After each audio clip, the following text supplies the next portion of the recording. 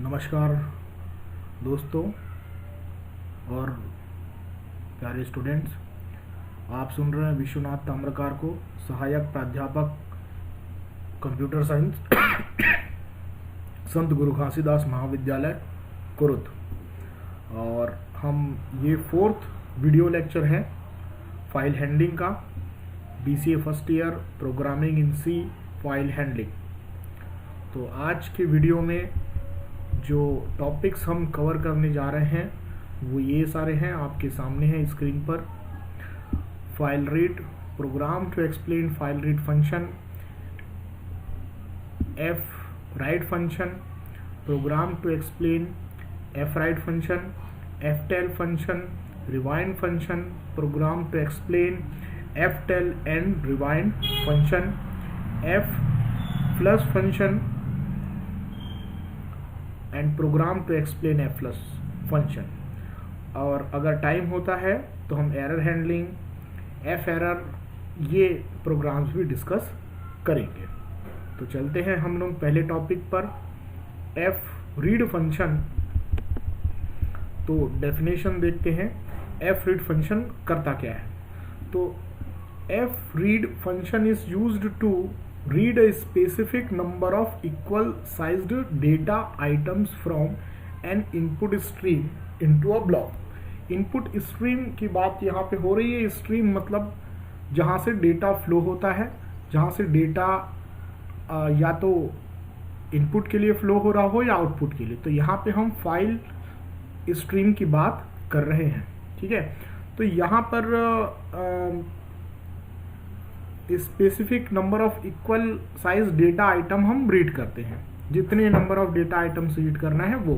तो इसका जो डिक्लेरेशन है, प्रोटोटाइप हम देख सकते हैं सबसे, और वो एक ब्लॉक में रीड करता है, ठीक है। डिक्लेरेशन हम देख रहे हैं यहाँ पर। सबसे पहला पॉइंटर है जो कि वॉइड टाइप का है, तो हम इसे अपने अकॉर्डिंग रख सकते हैं जिसमें डेटा को रखा जाना है। पहला है, इसमें 4 पैरामीटर है, ptr, size t, size type में ये इंटीजर हो सकता है, दूसरा भी n, और ये है ये फाइल पॉइंटर। तो पहला जो ptr है वो points to a block into which data is read.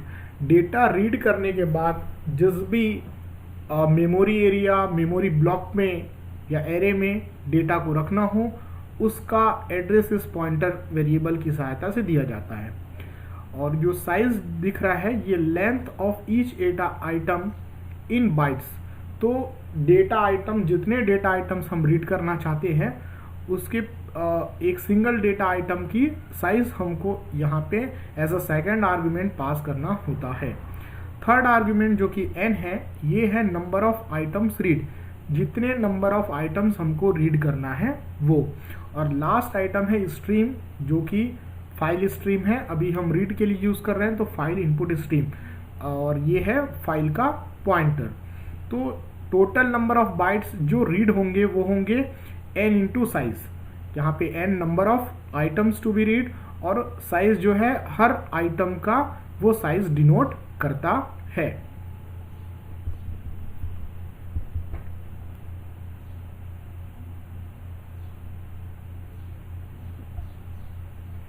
और यहाँ पे रिटर्न वैल्यू जो है वो आप देख सकते हैं।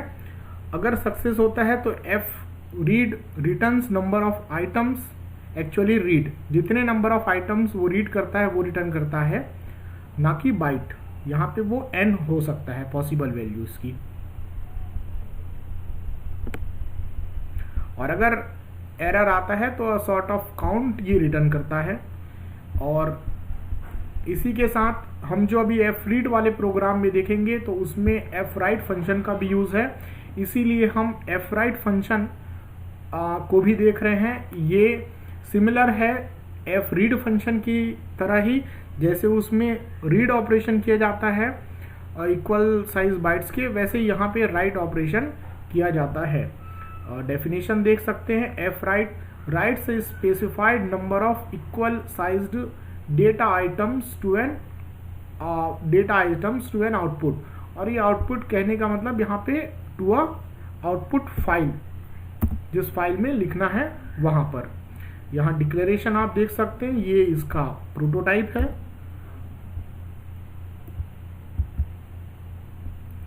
इसमें भी पहला आइटम जो है ये कांस्टेंट वाइड पॉइंटर है,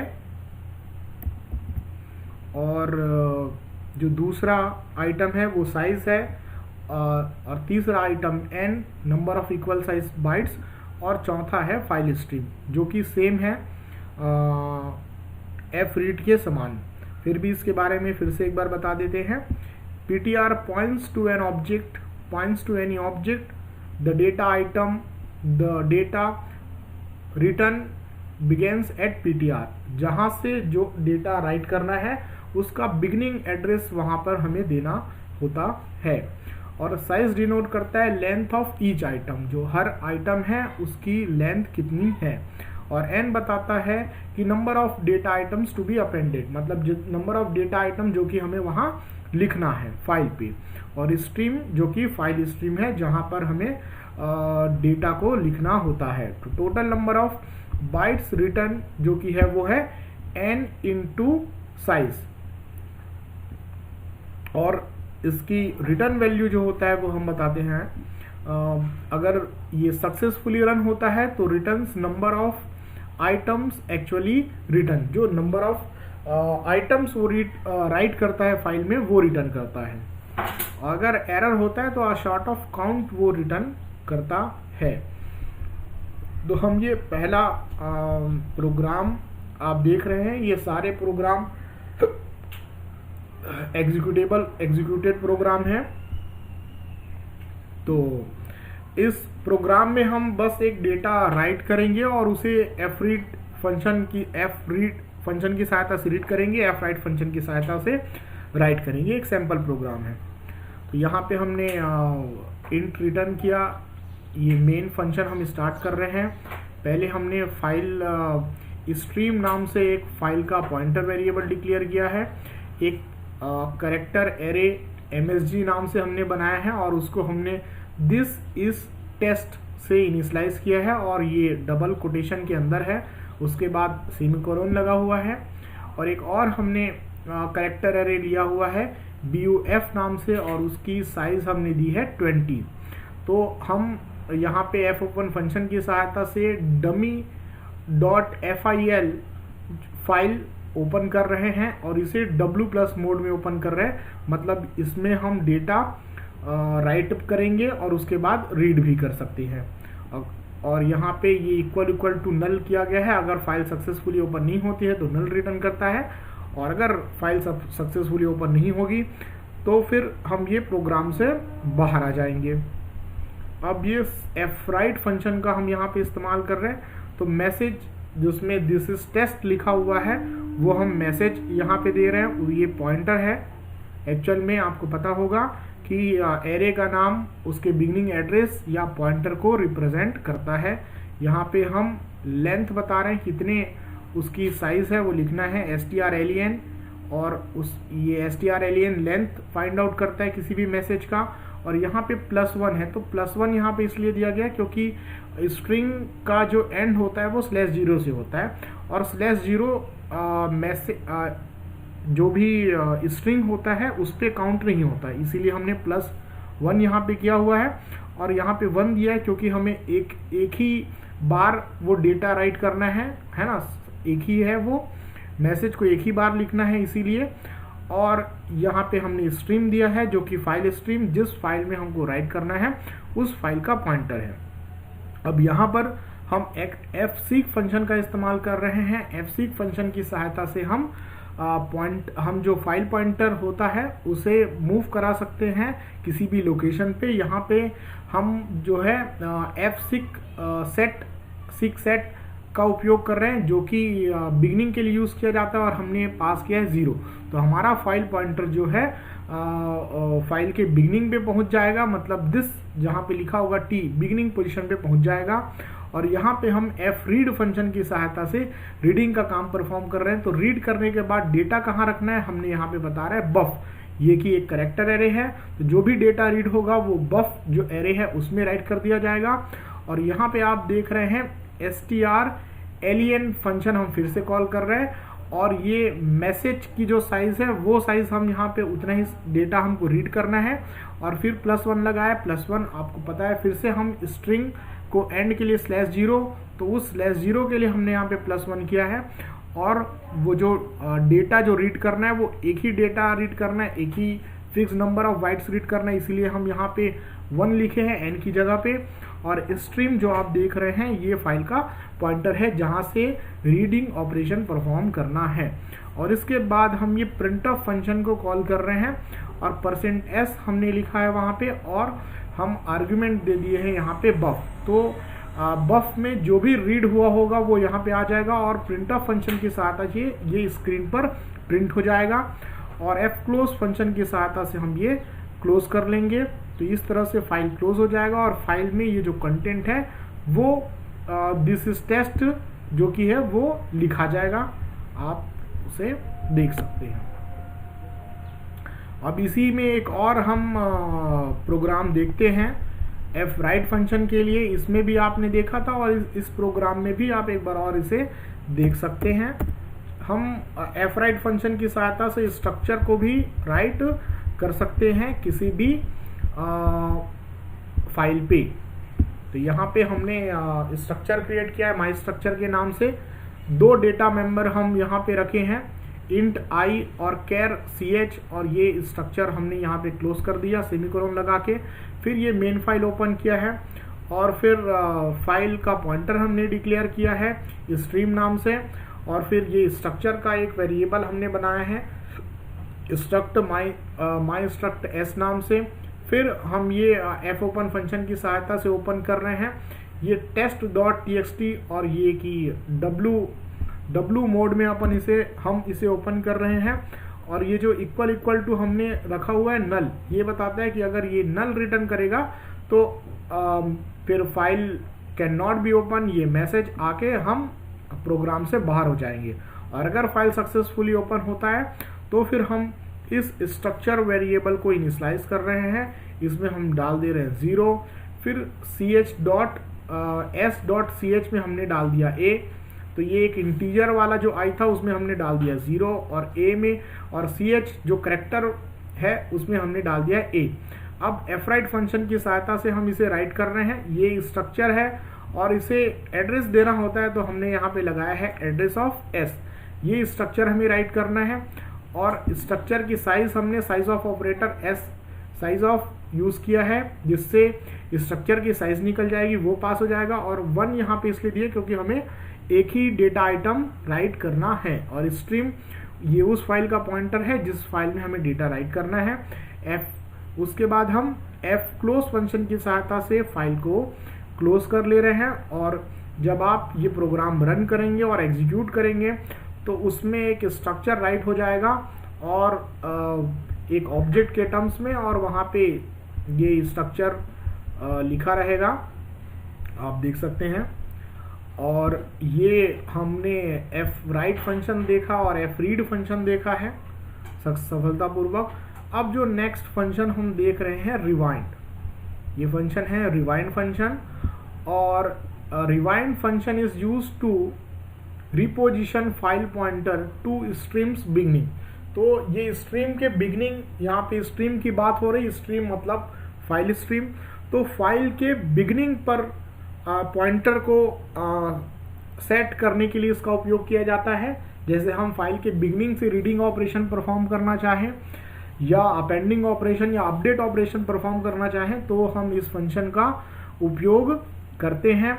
इसका डिक्लेरेशन आप देख सकते हैं, void rewind उस फाइल का पॉइंटर देना होता है जिसके फाइल पॉइंटर को हमको रिपोजिशन करना होता है, तो ये हम यहाँ से देख सकते हैं।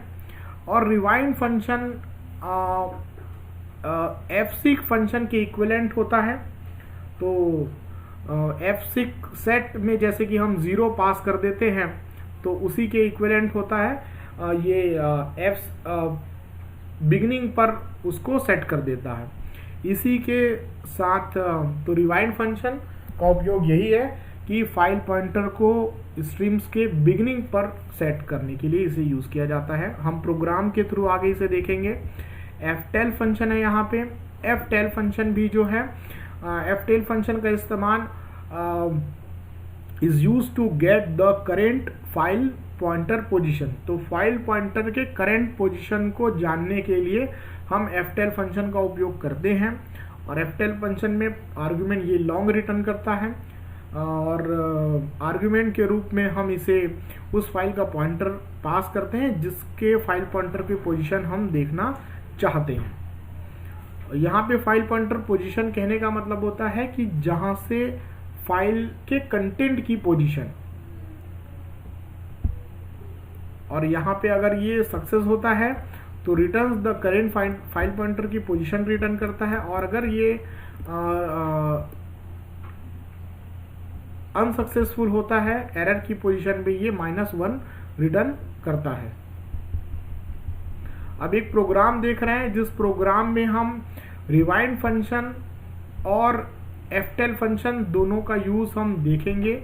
ये आपके सामने स्क्रीन पर है, ये दोनों फंक्शन, ये #include studio.h मेन फंक्शन हमने दिया है, void हमने यहाँ पे पास किया एज आर्गुमेंट, फाइल fp नाम से फाइल पॉइंटर हमने क्रिएट किया है। fopen फंक्शन की सहायता से हम फाइल ओपन कर रहे हैं और इसे हम W+ मोड में ओपन कर रहे हैं, मतलब राइट भी करेंगे और डेटा रीड भी करेंगे। और यहाँ पे fprintf फंक्शन की सहायता से हम फाइल में राइटिंग का काम परफॉर्म कर रहे हैं। तो पहला आर्गुमेंट फाइल का पॉइंटर और दूसरा आर्गुमेंट जो कंटेंट हमें, जो स्ट्रिंग हमको फाइल में राइट करना है वो, दिस इज अ टेस्ट। अब ये fprintf आपको पता होगा, ये फाइल में लिखने के लिए यूज किया जाता है। ये सिमिलर होता है printf फंक्शन के जैसे ही। printf फंक्शन की सहायता से हम अब यहाँ पे ftel फंक्शन का यूज करके फाइल की करंट पोजीशन जानेंगे कि कर्सर कहाँ पर है। यहाँ पे the file pointer is at the byte, वो कौन से पोजीशन पे है वो हम यहाँ पे लिख रहे हैं। और यहाँ पे हमने %ld किया है क्योंकि ये लॉन्ग रिटर्न करता है, और फिर ये स्लैशन लगा के डबल कोटेशन क्लोज और कॉमा करके हमने ftel फंक्शन कॉल कर दिया है, और ftel फंक्शन एक नंबर रिटर्न करेगा जो कि यहाँ पर प्रिंट हो जाएगा। अब आप देख सकते हैं कि रिवाइंड फंक्शन जो है वो रिवाइंड फंक्शन हम कॉल कर रहे हैं। रिवाइंड फंक्शन क्या, रिवाइंड जो फंक्शन होता है वो फाइल पॉइंटर के पोजीशन को बिगिनिंग पर सेट कर देता है, और फिर से हम यही लिख रहे हैं कि द फाइल पॉइंटर पोजीशन। और अगर जब आप इसे रन करेंगे तो आउटपुट जो है वो पहले आएगा file pointer position at the byte. यहाँ पे आप काउंट कर सकते हैं कितने कैरेक्टर हैं, यहाँ पे 14 कैरेक्टर होते हैं total this is a test में। तो पहले बार जो आएगा वो रहेगा फाइल पॉइंटर इज एट 14, और दूसरी बार जो printf फंक्शन है प्रिंट करेगा फाइल पॉइंटर इज एट 0। ये दो आउटपुट आ जाएंगे इसमें। और इसी के साथ हमने ftel फंक्शन और रिवाइंड फंक्शन दोनों की फंक्शनैलिटी हमने देख ली है। अब हम नेक्स्ट देख रहे हैं f+ फंक्शन। तो f+ फंक्शन जो है वो कब यूज किया जाता है हम आपको बताते हैं। ये बेसिकली यूज किया जाता है जब बफर्ड आउटपुट हम यूज कर रहे हैं तब। और हमने जब फाइल हैंडलिंग पढ़ा है तो बिगिनिंग पे आपने देखा होगा कि हमने बफरिंग के कंसेप्ट को डिस्कस किया था कि जब भी फाइल में रीडिंग और राइटिंग का ऑपरेशन हम करते हैं तो हम डायरेक्ट डिस्क से रीडिंग या राइटिंग का ऑपरेशन नहीं करते। एक ब्लॉक जो होता है वो हमारे मेन मेमोरी में कॉपी होता है और उस एरिया को हम बफर के नाम से जानते हैं। तो जो भी रीडिंग और राइटिंग का काम होता है वो पहले बफर में होता है और बफर के फुल हो जाने के बाद वो कंटेंट डिस्क में राइट कर दिए जाते हैं। तो f+ फंक्शन बफर को फ्लश या क्लियर करने के लिए इस्तेमाल किया जाता है। अब हम देख सकते हैं f+ function is used to flushes the output buffer of a stream. It gives if the given stream has buffered output, f+ writes the output of a stream to the associated file. तो कहने का मतलब ये है कि जब भी आप किसी फाइल पे राइटिंग कर रहे हैं तो बफर में आप जब राइटिंग करते हैं तो वो बफर में राइट होता है। तो जब भी आप f+ फंक्शन कॉल करेंगे तो एट प्रेजेंट उस समय बफर में जो भी डेटा होगा वो उससे करस्पॉन्डिंग फाइल में डिस्क पे राइट कर दिया जाएगा और बफर को क्लीन कर दिया जाएगा। The stream oblique file remain open, और जो फाइल है आपका स्ट्रीम है वो ओपन रहेगा। f+ has no effect on unbuffered stream, और अगर आप अनबफरिंग का यूज नहीं कर रहे हैं, बाय डिफॉल्ट बफरिंग होती है, और अगर आप बफरिंग यूज नहीं करते हैं तो f+ फंक्शन का कोई यूज नहीं होता है।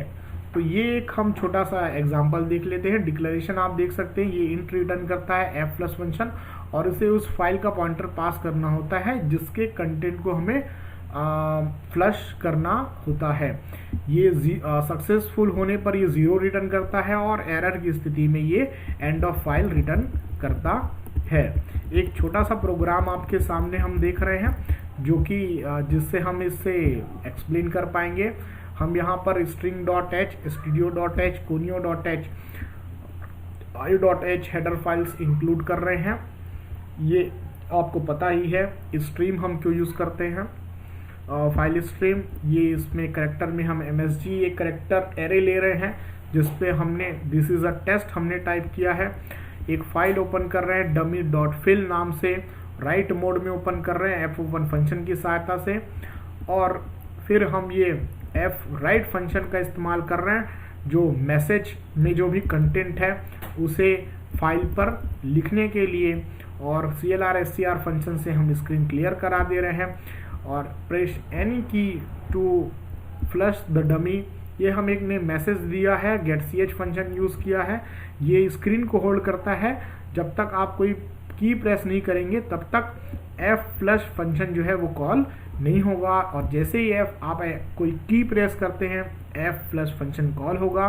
और उसके बाद जो है आउटपुट स्क्रीन पर file buffered was flushed, press any key to quit the content of buffer has been return to the file, ये मैसेज प्रिंट हो जाएगा।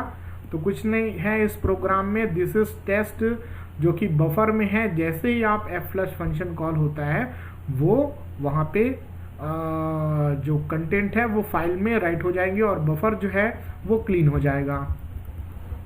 तो ये आउटपुट आ जाएगा, press any key to buffer, और जैसे ही की प्रेस करेंगे तो ये फिर फ्लश होने के बाद ये मैसेज प्रिंट हो जाएगा।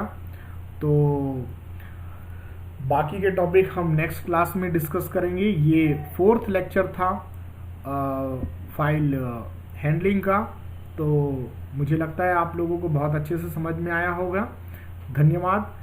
अब हम फाइल हैंडलिंग के 5th लेक्चर में मिलेंगे, और जो भी एरर हैंडलिंग से रिलेटेड जो प्रोग्राम है और भी प्रोग्राम जो बचे हुए पोर्शन है वो हम नेक्स्ट क्लास पर देखेंगे। बहुत बहुत धन्यवाद मुझे सुनने के लिए।